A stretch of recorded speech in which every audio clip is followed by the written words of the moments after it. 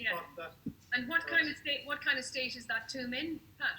It is barely visible. I mean, I was there and I didn't see it until I went looking for it afterwards. I found some information to it online where there's a picture of it. Okay, very interesting. Tide is off the time effect. So there can't be much of it left yet. That's really interesting. So have you got any kind of estimated timeline on how long you think this might take you to do? When did you start doing it? About 3 weeks ago now. Wow. I've done like several 25, 30 kilometer trips. So, you can do, land on 10 different islands in some of them. So I could get the bulk of them done within the next month or so, but ones like fastness, special weather, very good weather. So yeah, I get it done in the next couple of months. That's a really interesting project in itself. It's amazing.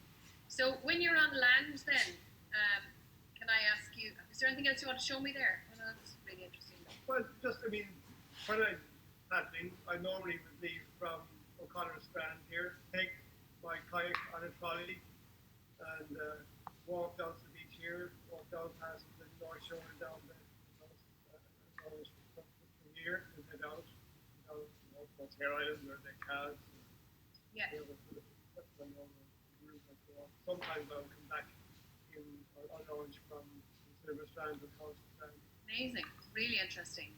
So how often would you go out, Pat? If the weather's good, I could be out 3 or 4 times a week.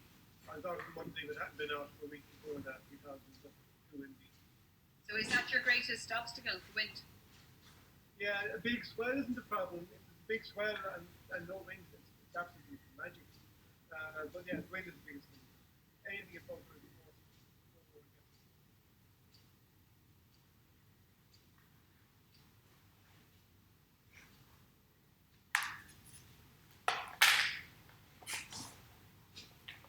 On the way now, there's like a wee small, like a giant puddle between bears going up past Bear's house and up to the hill.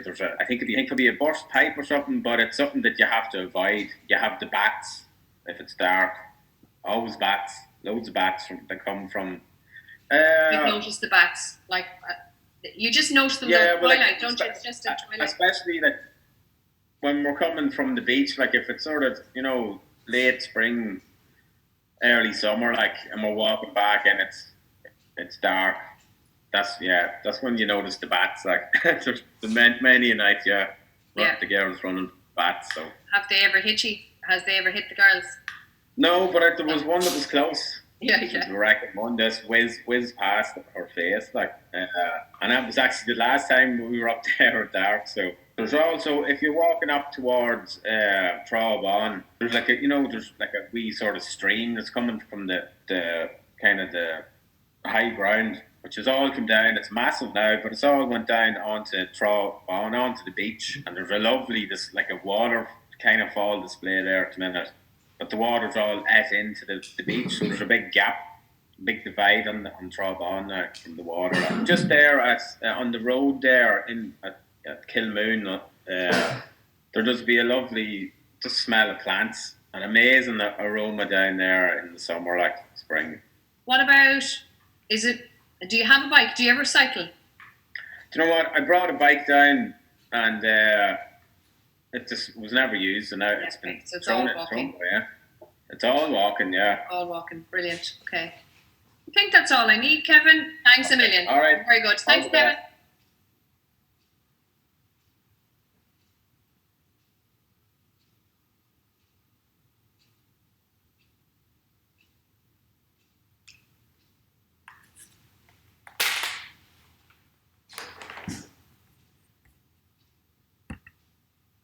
Would you mind telling me, Sue, what your weekly routine would be? Like, how often you go down to the library, or if you go to the boat? Oh yeah, we go to the park and we go out dancing and all kinds of things. You mean at the moment in COVID? In COVID, yes, please. Because if you compared it to before COVID, it would be different, would it? Totally different, yes. Okay. So it's for now, yeah. For now, I go to the mainland once a month. Will I be going out from Turkhead? I go to the library three sessions a week. Are they fixed days or just random? Oh no, they're fixed days and times, like before. Okay. Anything else sort of regular in your week? Well, every day I'd go for a walk, if not two. I would go up to, if the wind is blowing from really bad wind blowing from pretty much any direction, I'd go up to Horseshoe, to Sean McCarthy's, because that's more sheltered. Only cycle to work? Is it walking the rest of the time?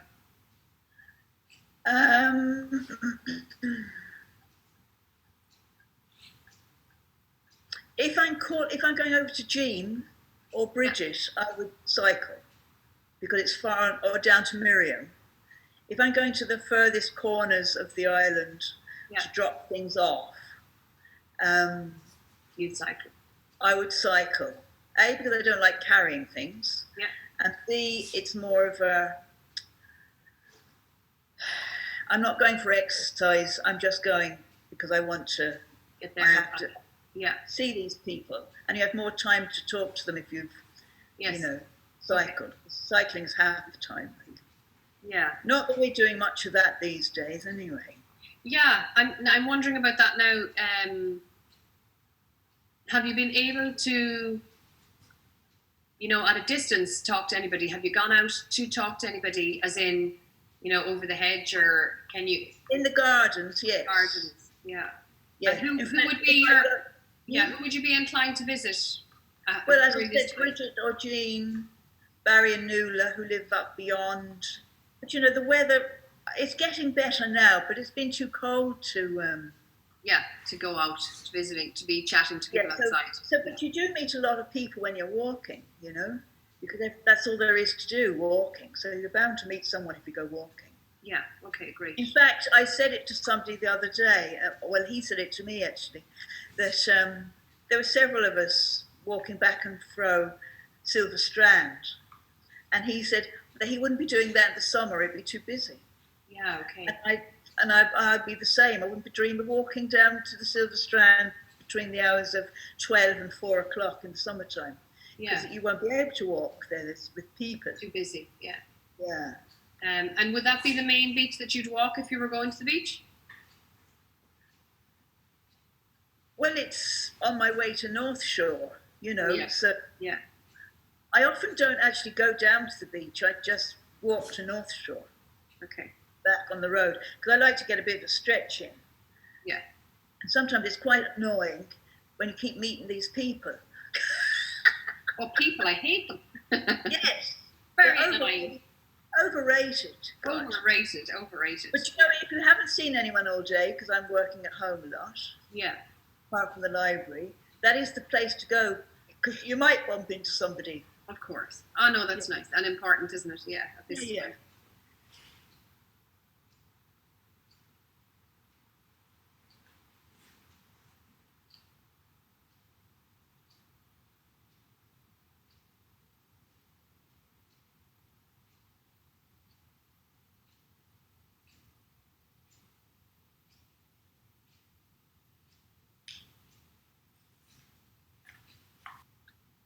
Mona, I just want to ask you about your kind of your movements on the island, your kind of weekly walks or encounters, it can be on foot, on bicycle. It might be something you encounter on the way, something you're familiar with, or something that you notice even within the environment. I'm kind of looking for anything interesting like that. Would you be able to kind of fill me in on? Forest, the blackthorns are out. They're in block. Yeah, and they're all over the place, and it's beautiful. It just brightens up the road that little bit more. Nearly every week, I would definitely go back over to my brother's farm. I'm helping out there a lot lately, and they're in my bubble.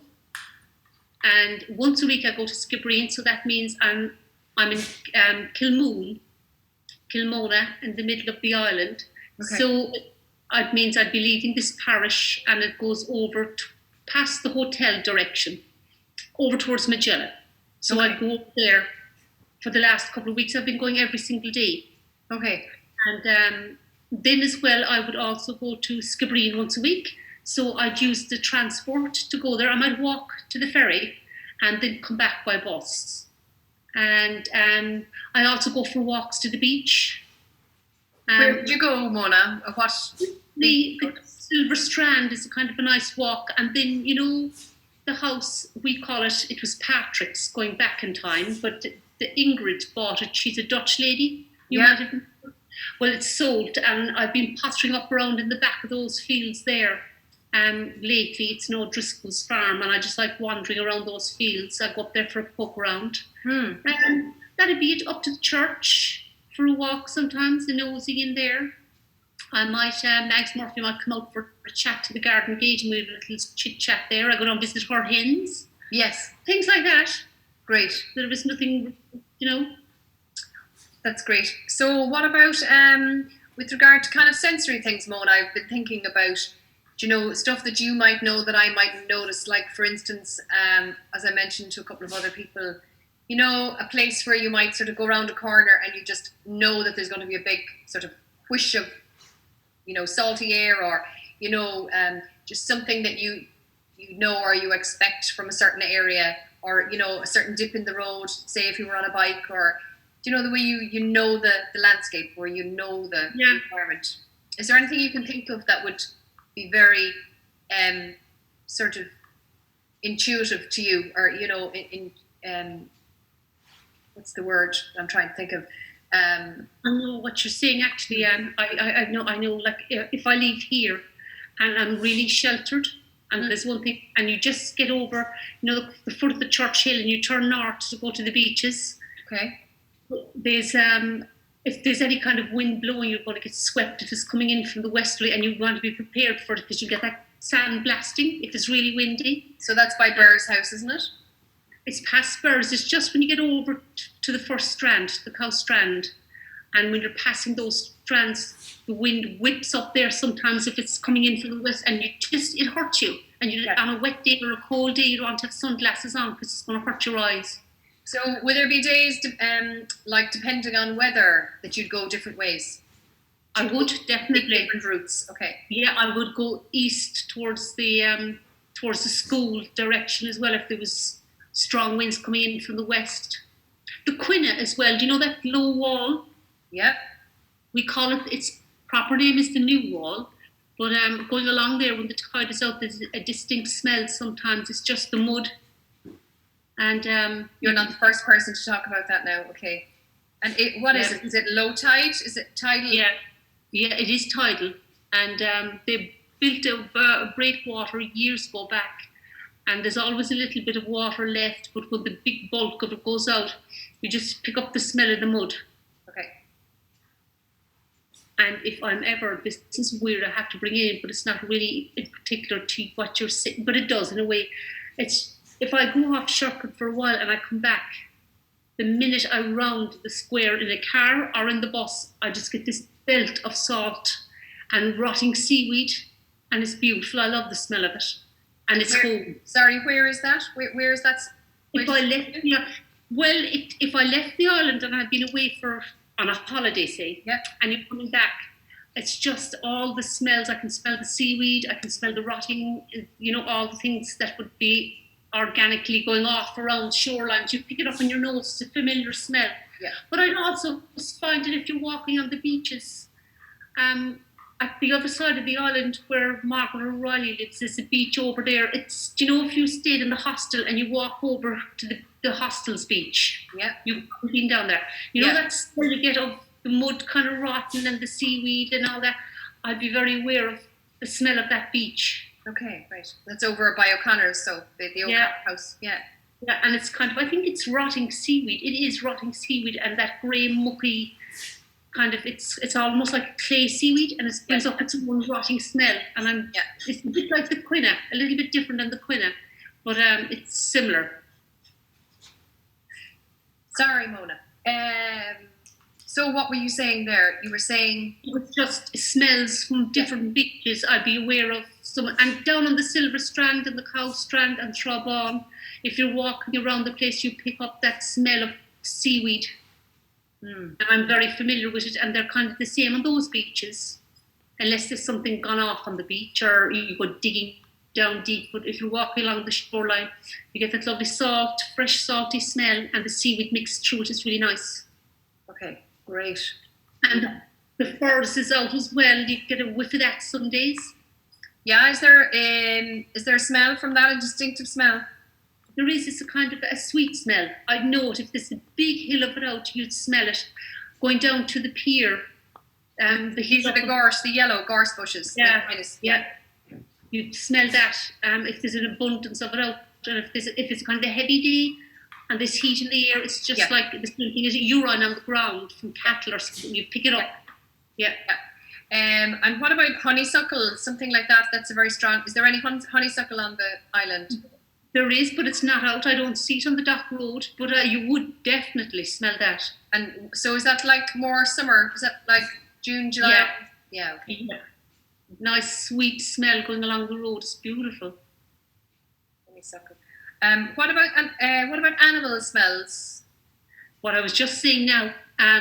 If people, like the other day, somebody moved cattle. Now the telltale was they moved them and they closed the gate, and that was my first telltale. They popped in and closed my gate.